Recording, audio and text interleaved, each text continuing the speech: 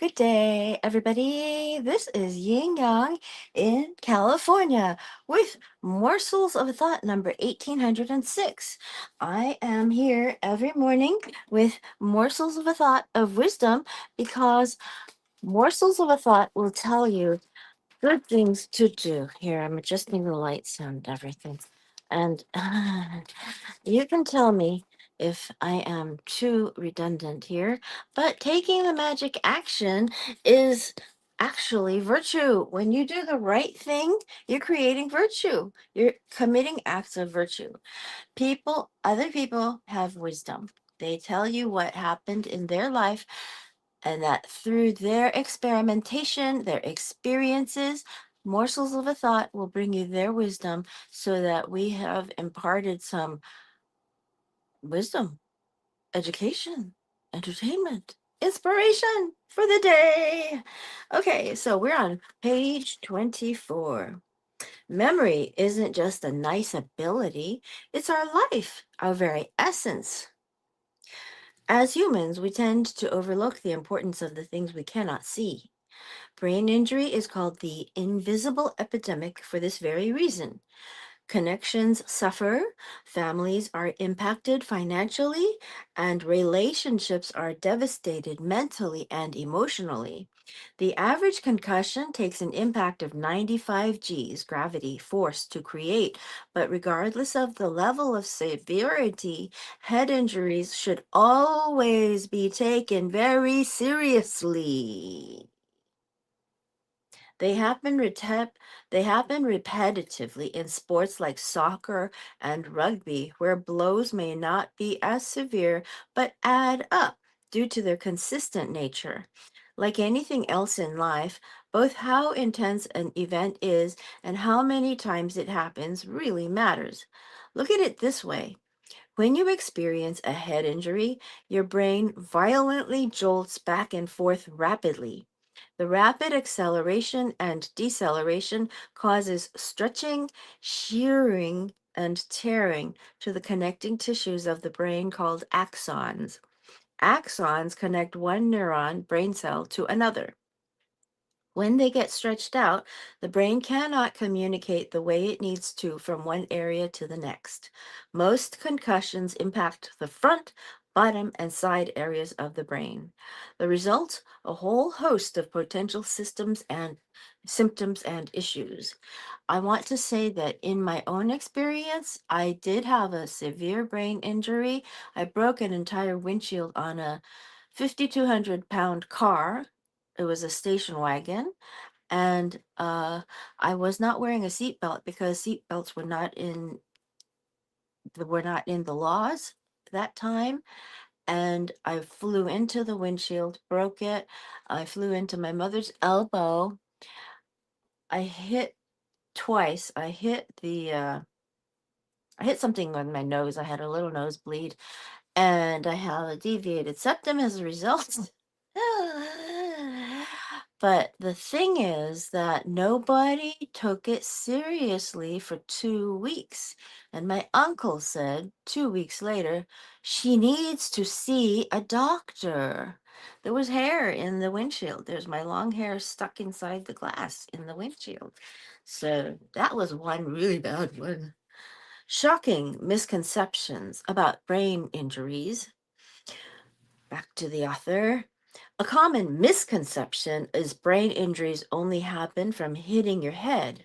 That's not true. There are many types of brain injuries. For example, chemical brain injuries can happen from drug use or certain medications, and viral brain injuries can come from infections like COVID-19 or bacteria. There are also brain injuries that happen when the brain doesn't get enough oxygen, like after a stroke or a near drowning event, and toxic brain injuries from harmful chemicals in the body. Now, I also want to say I have another brain injury to talk about. Uh, it was from a drug that was prescribed to me. And I tell you, I felt things breaking. I bet it was my axons breaking. The moment I took that first tablet, I felt things breaking, and I said, my brain will never be the same. That turned out to be true. And that was the first tablet I took. They eventually found a better medicine for me after many trials and errors, but the damage was done and I became impulsive for many years. It was very bad. And you've seen my story in the past. Well, that's because of that tablet, that drug, the consistent taking of it for many days because of surgery. So that can happen. And if you plan a surgery, my lesson was don't plan a surgery the day before your surgeon goes on vacation. Apparently, the day after, he went on vacation, so he was not reachable. And so the medication was wrong for me. Anyway, so that's a chemical brain injury. And it really made a huge difference in my life, I'll say. Okay, back to the author. And that's not all. Other forms of brain injuries include degenerative diseases such as Alzheimer's that slowly damage the brain, tumor-related injuries that put pressure on brain tissue, and vascular injuries like strokes, which happen when blood flow to the brain is blocked. Isn't it fair then to say that every single brain injury is truly unique? For the sake of this book, we are going to focus on head injuries and concussions that occur from an external force and impact. However, just know that the science-backed tools provided in the book will be helpful for a wide variety of brain injuries. Head injuries are devastating, especially to memory. Sometimes they wipe out the ability to remember what happened yesterday. Other times they steal pieces of who we once were. In most cases, both short-term and long-term memories are negatively affected, leaving people feeling fragmented as if pieces of their own lives are just out of reach.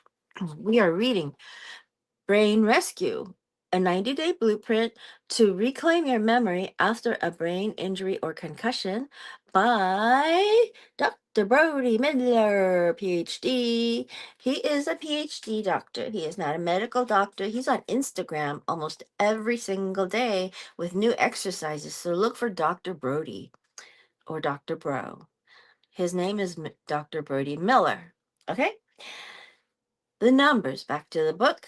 The numbers are startling. Over 65% of concussions strike the front of the skull. That's where the frontal lobe, the commander of our minds, lives.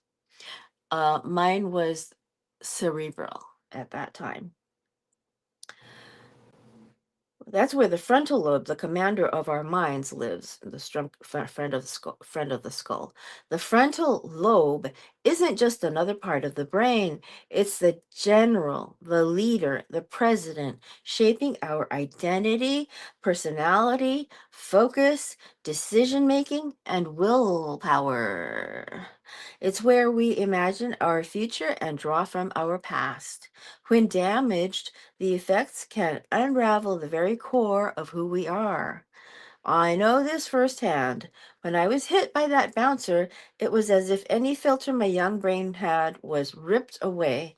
I became impulsive, reckless, and driven by urges I could barely control, rock climbing while intoxicated, venturing into dangerous areas in Central America to buy drugs, and even getting arrested in the Dominican Republic. These weren't just moments of poor judgment. They were signs of a much deeper problem. My mood swings became violent and unpredictable, and each day was a fresh hell of anxiety and sleepless nights. I was living in a nightmare, and the worst part was I couldn't wake myself up. Let me be a little more specific, says the author. When the frontal lobe is damaged, it causes memory issues, especially with short-term memory. That explains why many people who have suffered from a brain injury can vividly remember significant events in their life story, but struggle to recall where they put their keys or what they spoke about in a recent conversation. Think about it. If memory shapes every single choice we make, how can we understand it and reclaim it when it starts to slip away? Before we get into the how to, let's explore what memory truly is. Memory is everything. It's not just a tool, it's the foundation of our entire quality of life. It sets the context for everything we know, everything we feel, and everything we hope for, meaning that only by understanding who we are, where we have come from, and where we are currently can we frame what we want to do in the next moments, the next days, the next years, and the rest of our lives. Memory is the brain's way of acquiring, storing, organizing, and retrieving information. Imagine it like a computer. Encoding is like typing in the information. Consolidation is saving it. Storage is keeping it safe in the brain, and retrieval is pulling it up when you need it. Scientifically, memory is a puzzle we still haven't completely solved. Yet, understanding these basic mechanics has been essential in my own journey of recovery. As you go through this chapter, you'll see that memory isn't just a process, it's deeply personal, connected to everything we value and strive for.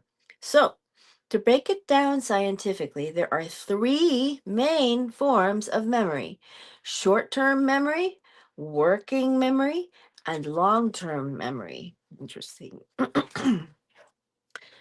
Number one, short term memory, passive. Timing typically lasts for about 15 to 30 seconds. Capacity, most humans can remember on average 5 to 9 bits of information at a time. Example, remembering someone's phone number for a few seconds without writing it down. If you don't repeat it quickly, you'll forget it in about 15 to 30 seconds. Number two, working, active memory. Timing, temporary storage used at the moment.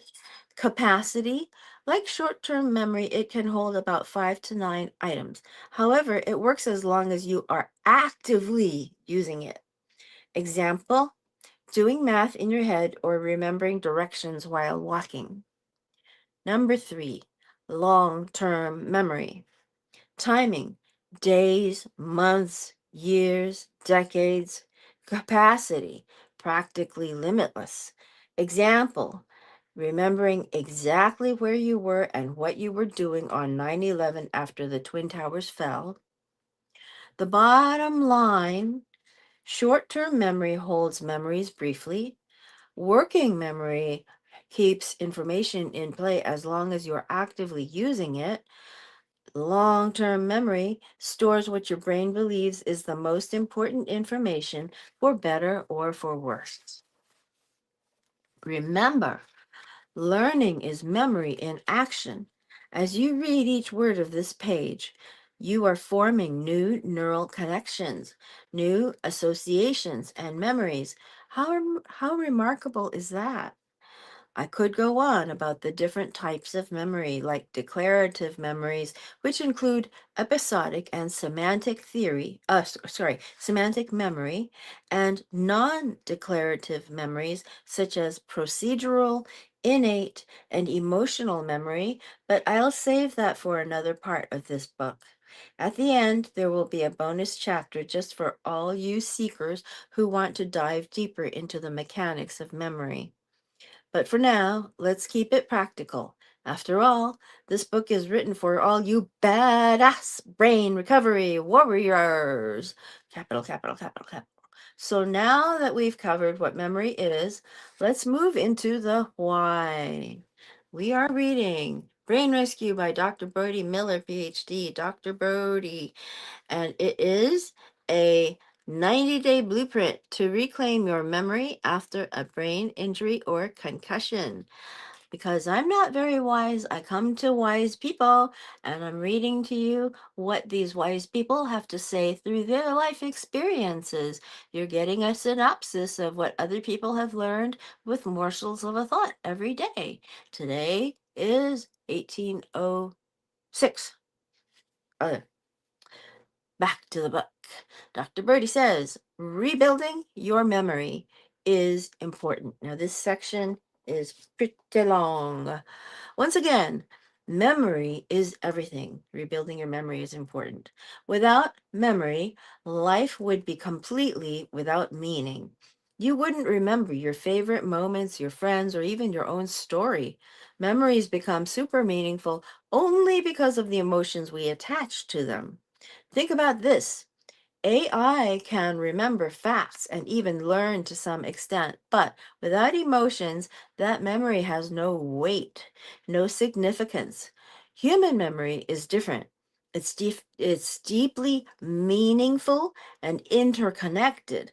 Therefore, improving one form of memory strengthens others. For example, when you work on strengthening your episodic memory, memory for events, you also boost your semantic memory, memory for facts. It's all interconnected. Bear with me because I'm going to briefly teach how the brain stores memories holistically.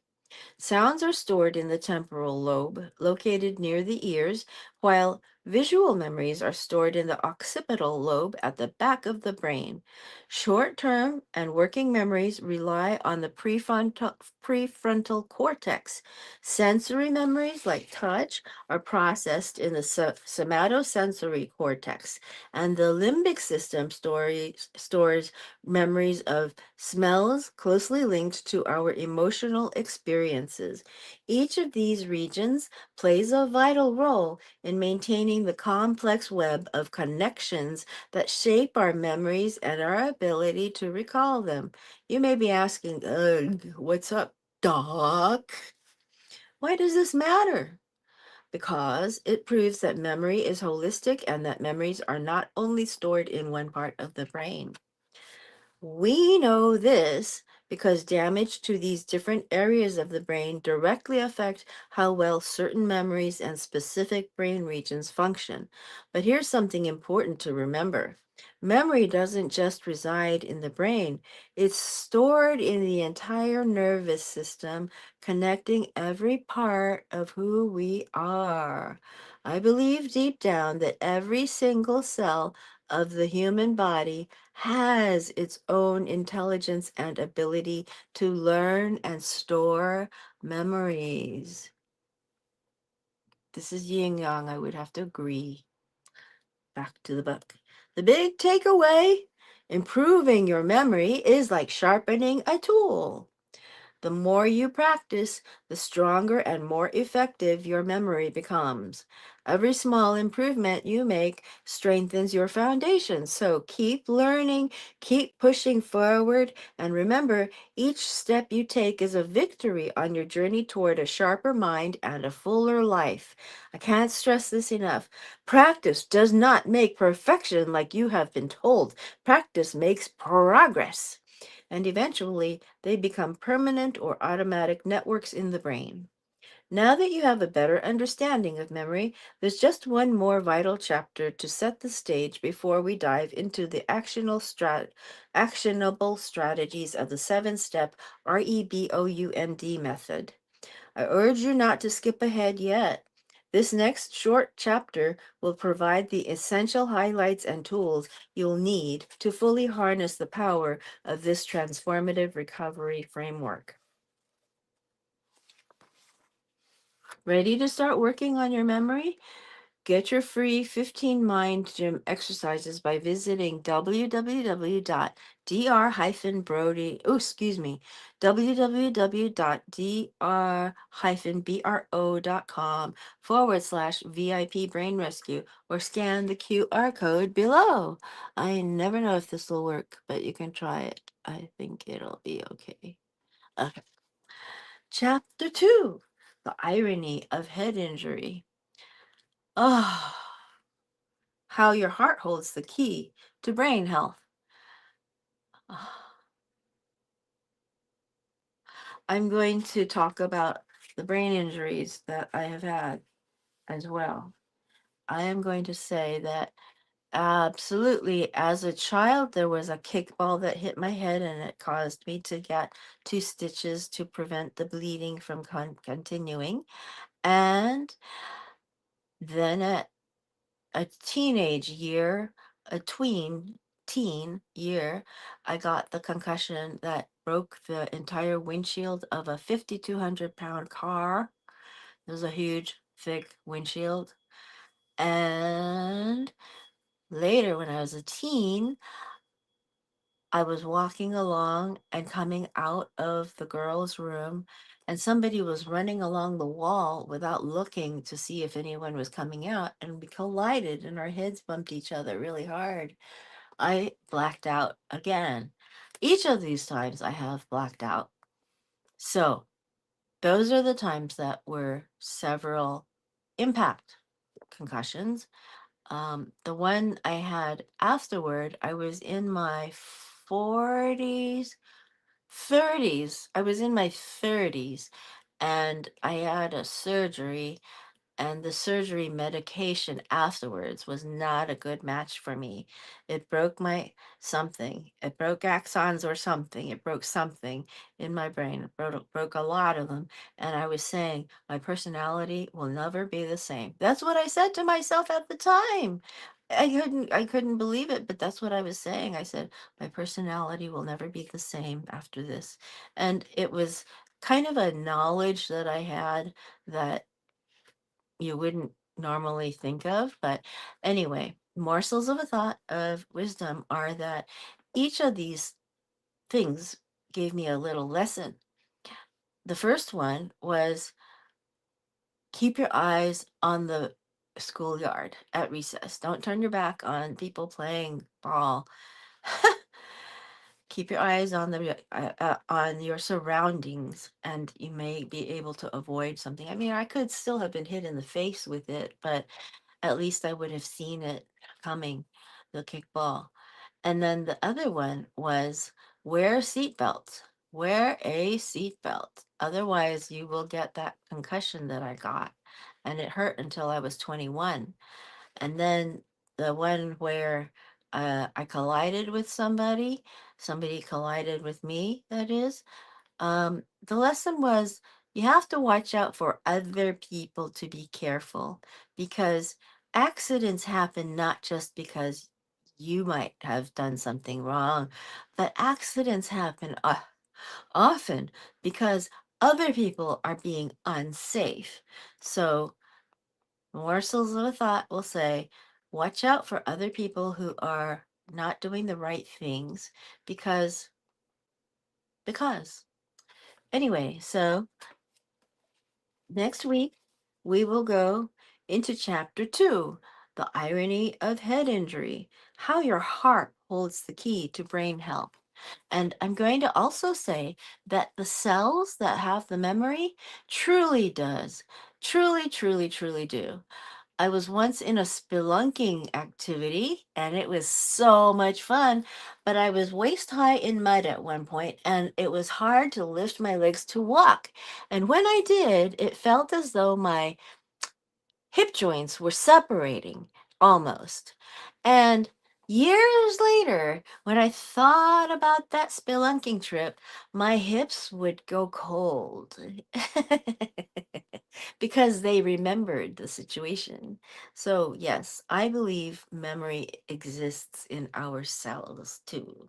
Okay, so I will talk to you again tomorrow. Old Kinderhook.